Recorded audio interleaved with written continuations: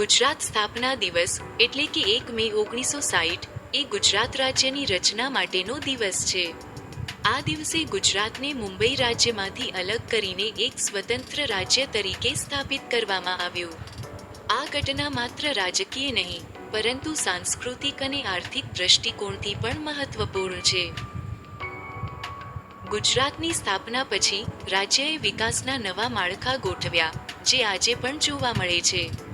હાલમાં ગુજરાતમાં 34 જિલ્લામાં વિભાજિત છે, જેમાં અમદાવાદ, સુરત, વડોદરા અને રાજકોટ જેવા મોટા શહેરો સામેલ છે.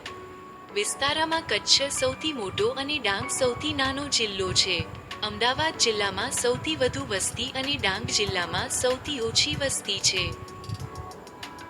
રાજ્યનો સુરત જિલ્લો સૌથી વધુ વસ્તી ગીચતા ધરાવે છે, જ્યારે કચ્છ જિલ્લો સૌથી ઓછી વસ્તી ગીચતા ધરાવે છે.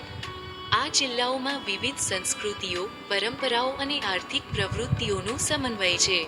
ગુજરાતનું આર્થિક વિકાસ, ઉદ્યોગો અને કૃષિ ક્ષેત્રે નોંધપાત્ર છે, જે રાજ્યને દેશના વિકાસમાં મહત્વપૂર્ણ સ્થાન આપે છે. ગુજરાતની સ્થાપના દિવસે માત્ર એક તારીખ નથી, પરંતુ આપણા સંસ્કૃતિ અને એકતાનું પ્રતીક છે.